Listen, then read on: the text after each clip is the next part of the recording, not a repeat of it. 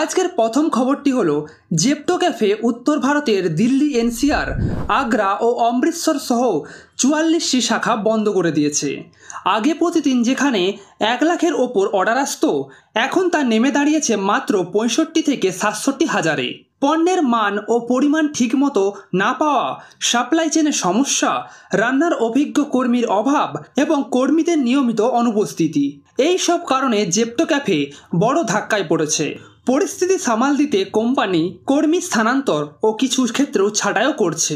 এছাড়াও Zepto cafe রান্না সহজ করতে ভাজাভুজি ধরনের জটিল মেনু বাদ দিয়ে দিয়েছে। প্রতি মাসে ২৫০ থেকে ৩০০ কোটি টাকা খরচ হতো, কিন্তু সেটা কমিয়ে আনা হয়েছে ৯৫ কোটিতে। অর্ডার নিতে দেরি এবং সরবরাহকারীদের মাধ্যমে অল্প পণ্য আসার কারণে ভেন্ডর চুক্তিগুলোতেও সমস্যা হচ্ছে। জেপ্টো নতুন ক্যাফে শাখা খোলা বন্ধ রেখেছে এবং অ্যাপের মার্কেটিংও প্রায় কমিয়ে দিয়েছে। তবে সব সংকটের মধ্যেও কোম্পানির দাবি, অর্ডারে বছরে ৭০০% বৃদ্ধি হয়েছে এবং ১০০০ কোটির বেশি বাৎসরিক নিট বিক্রি হয়েছে জেপ্টো ক্যাফে থেকে। পরের খবরটি হলো মুম্বাই ভিত্তিক ফ্যাশন স্টার্টআপ নট মাত্র ৬০ মিনিটে পোশাক ডেলিভারি দেয় এবং ট্রাই ও বাই সুবিধা দেয়। ২০২৫ সালে শুরু হওয়া এই কোম্পানি এবার ৩ মিলিয়ন প্রি সিরিজে তহবিল তুলছে। তাদের সেবা বর্তমানে শুধু মুম্বাইয়ে সীমিত হলেও এই অর্থ দিয়ে তারা শহরের বাইরেও ব্যবসা বাড়াবে বলে দাবি করছে। ৭০টির বেশি ফ্যাশন ব্র্যান্ডের সঙ্গে কাজ করে তারা, আর ব্যবহার করছে এআই ভিত্তিক ভার্চুয়াল ট্রায়ন, বাসায় ট্রায়াল এবং দ্রুত রিটার্ন সিস্টেম। প্রতিযোগিতায় রয়েছে জিলো, সিল্ক ও মিন্ত্রার মতো বড় প্রতিষ্ঠিত প্লেয়ারদের সঙ্গে। স্ন্যাপডিলের মূল কোম্পানি এসএফ ভেক্টর লিমিটেড আগামী আগস্টে ৫০০ কোটি টাকার আইপিও জমা দেওয়ার প্রস্তুতি নিচ্ছে, মূলত নতুন শেয়ার ইস্যুর মাধ্যমে মূলধন সংগ্রহের লক্ষ্য। এসি ভেক্টর ৩টি প্ল্যাটফর্ম চালায়: স্ন্যাপডিল, ইউনিকমার্স ও স্টেলোরা ব্র্যান্ডস।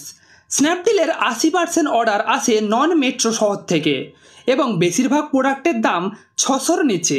আইপিওর ফান্ড মূলত কোম্পানির অপারেশন ও গ্রোথে কাজে লাগানো হবে বলে বলছেন সিইও। স্ন্যাপডিল ভ্যালু সেগমেন্টে ফোকাস করে, তাই ছোট শহরের কাস্টমারদের কাছেই মূল বাজার। এই আইপিও কোম্পানির ভবিষ্যৎ সম্প্রসারণের জন্য গুরুত্বপূর্ণ পদক্ষেপ হয়ে দাঁড়াবে। পরের খবর, জাস্টডিএল ২০২৬-এর প্রথম প্রান্তিকে মুনাফা বেড়েছে ১৩%, ১৪১ কোটি থেকে বেড়ে দাঁড়িয়েছে ১৬০ কোটি। এই সময়কালে সক্রিয় লিস্টিং বেড়েছে ৪৯.৭ মিলিয়নে। নতুন যোগ হয়েছে প্রায় ৯,০৪,০০০ লিস্টিং। প্ল্যাটফর্মে ভিজিটর বেড়েছে ৬.৬%, যার ৮৭% এসেছে মোবাইল ডিভাইস থেকে। জিও কোডেক লিস্টিং ১৮.২% বেড়ে দাঁড়িয়েছে ৩৪.৮ মিলিয়নে এবং মোট রেটিং রিভিউ এখন ১৫৩.৭ মিলিয়ন হয়ে গেছে। পেড ক্যাম্পেনও বেড়েছে ৪.৩%, মোট সংখ্যা ৬,১৭,০০০ পৌঁছেছে। ট্রুমেটস নতুন করে ২০ মিলিয়ন সংগ্রহ করছে পিক্স এক্সপি পার্টনার্সের নেতৃত্বে সিরিজ সি এক্সটেনশন রাউন্ডে। মোট ভ্যালুয়েশন ৪১০ মিলিয়ন। এর আগে তারা ৮৮ মিলিয়ন সংগ্রহ করেছিল। ট্রুমেটস মূলত প্রেসক্রিপশন বিশ্লেষণ করে কম দামি বিকল্প ওষুধ সাজেস্ট করে এবং সার্টিফাইড ফার্মেসির সঙ্গে পার্টনারশিপে ডিসকাউন্টে ডেলিভারি দেয়। ট্রুমেটস এখনও পর্যন্ত ৯০ মিলিয়ন ফান্ড তুলেছে। বড় শেয়ার হোল্ডারদের মধ্যে রয়েছে ওসব্রিজ, ইনফোএজ এবং কো-ফাউন্ডাররা মিলে রয়েছেন। ২০২৪-এ রেভিনিউ দ্বিগুণ হয়ে দাঁড়িয়েছে ৩১৫ কোটিতে এবং লস ৯% কমে হয়েছে ৬১ কোটিতে। ট্রুমেটস এখন টেলি হেলথ সেক্টরে ফার্মইজি ও টাটা 1mgর সঙ্গে প্রতিযোগিতায়। দাম কমিয়ে এবং নির্ভরযোগ্য ওষুধ ডেলিভারি দিয়ে গ্রাহক ধরে রাখাই এদের মূল টার্গেট। পরের খবরটি, তেমাসেক ২০২৬-এ ভারতে ৩ থেকে ৪ বিলিয়ন বিনিয়োগ করবে। ইতিমধ্যে তারা গত ২ বছরে ৬ বিলিয়ন ইনভেস্ট করেছে, বছরে গড়ে ৩ বিলিয়ন করে। তাদের ২০২৩ সালের টার্গেট ছিল ৩ বছরে ১০ বিলিয়ন বিনিয়োগ। এই মুহূর্তে ভারতে তেমাসেক্সের এক্সপোজার ৫০ বিলিয়ন, যা এক সময় ছিল ৩৫ বিলিয়ন। এটিই তাদের গ্লোবালি সেরা পারফর্মিং মার্কেট।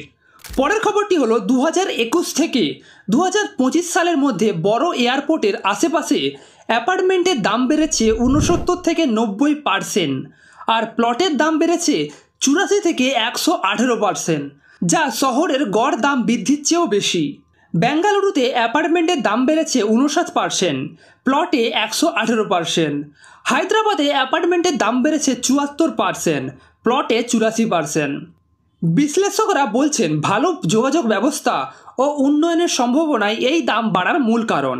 পরের খবর, চলতি টু হুইলার বিক্রির অনলাইন প্ল্যাটফর্ম ফ্লিপকার্ট আর্থিক সংকট ও স্কেলিং সমস্যার কারণে চেন্নাইতে কাজকর্ম বন্ধ করছে। গত 5 মাসে কোম্পানি 130 জন কর্মী ছাঁটাই করেছে এবং বেঙ্গালুরু ও চেন্নাইয়ের 11 স্টোরের মধ্যে 6টি বন্ধ করে দিয়েছে। চেন্নাই শাখা বন্ধ হওয়ার পেছনে বোঝায় যে ফ্লিপকার্ট তীব্র প্রতিযোগিতা, বেশি অপারেশন খরচ এবং দুর্বল এক্সপেনশন স্ট্র্যাটেজির কারণে সমস্যায় পড়েছে। HCL টেক 2026-এ ভারতের বাইরে কর্মী কমাবে, এআই পরিবর্তনের সঙ্গে খাপ খাওয়াতে ও মার্জিন রক্ষায়। ছাঁটাই চলবে Q2 থেকে Q4 পর্যন্ত। পরের খবরটি হলো, Donald Trump 90 billion private AI বিনিয়োগ ঘোষণা করেছে যুক্তরাষ্ট্রে এআই ডেভেলপমেন্ট জোরদার করতে।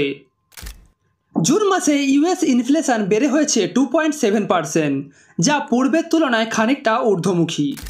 শাওমি তাদের গাড়ি বাজারে ছাড়ার প্রথম 3 মাসেই বিক্রি করল 3 লাখ ইউনিট। অ্যাপেল বিরল খনিজ পদার্থে বিনিয়োগ করছে $500 মিলিয়ন, যা প্রযুক্তি নির্মাণে অত্যন্ত গুরুত্বপূর্ণ। পরের খবরটি হলো, ওপেন এআইয়ের প্রাক্তন সিটিও মিরাম মুরাতির প্রতিষ্ঠিত থিঙ্কিং মেশিন ল্যাব জুলাই 14, 2025-এ 2 বিলিয়নের একটি সিড রাউন্ড সম্পন্ন করেছে। এখন স্টার্টআপটির ভ্যালুয়েশন বেড়ে দাঁড়িয়েছে 12 বিলিয়নে। এই রাউন্ডটি সিলিকন ভ্যালির অন্যতম বৃহত্তম সিড রাউন্ড হিসেবে চিহ্নিত হয়েছে। গত জুনে সংস্থাটির ভ্যালুয়েশন ছিল 10 বিলিয়ন। তবে এখনও স্পষ্ট নয় এই এআই ল্যাবটি ওপেন এআইয়ের মতো ওপেন এআই মডেল আনবে কিনা। $2 বিলিয়ন দিয়ে ফরটিনার এআই মডেল ট্রেনিং ও মৌলিক গবেষণার বিনিয়োগ করে প্রতিযোগিতায় এগিয়ে থাকতে চায় থিঙ্কিং মেশিন ল্যাবস। পরের খবরটি হলো, মাত্র 5 মাসেই ভারতীয়রা অনলাইন স্ক্যামে হারিয়েছে 7,000 কোটি টাকা। এই আর্থিক ক্ষতির পেছনে রয়েছে জালিয়াতি অ্যাপ, ফিশিং লিঙ্ক, ভুয়ো ইনভেস্টমেন্ট স্ক্যাম ইত্যাদি। ডিজিটাল লেনদেন বাড়লেও সাইবার সুরক্ষা এখনও বড় চ্যালেঞ্জ। আজকের শেষ খবরটি হলো, আরবিআই গভর্নর ইঙ্গিত দিয়েছে বিদেশে ব্যাংকগুলোকে ভারতীয় ব্যাংকে সর্বোচ্চ 26% পর্যন্ত মালিকানা নিতে দেওয়া হতে পারে। ইয়েস ব্যাংক শেয়ার কেনাও এই প্রবণতার অংশ। তবে আর্থিক ও বাস্তব অর্থনৈতিক কার্যক্রমের মধ্যে স্বার্থের সংঘাত এড়াতে আরবিআই এখনও সতর্ক। রেপো রেট কেটে 5.5%-এ নামানো হয়েছে, যা নতুন ঋণের জন্য সুদের হার কমানোর লক্ষ্যে নেওয়া হয়েছে। তো এই ছিল আজকের সব খবর। কোন খবর আপনাকে সবচেয়ে বেশি ভাবিয়েছে নিচে কমেন্ট করে জানাতে ভুলবেন না। আর যদি মনে হয় এই ভিডিওটা আপনাকে নতুন কিছু জানতে সাহায্য করেছে, তাহলে একটা লাইক দিন, শেয়ার করুন বন্ধুদের সঙ্গে, আর অবশ্যই সাবস্ক্রাইব করুন অর্থচক্রকে, কারণ টাকার খবর চোখ রাখতে হয়। ধন্যবাদ, দেখা হবে পরের ভিডিওতে।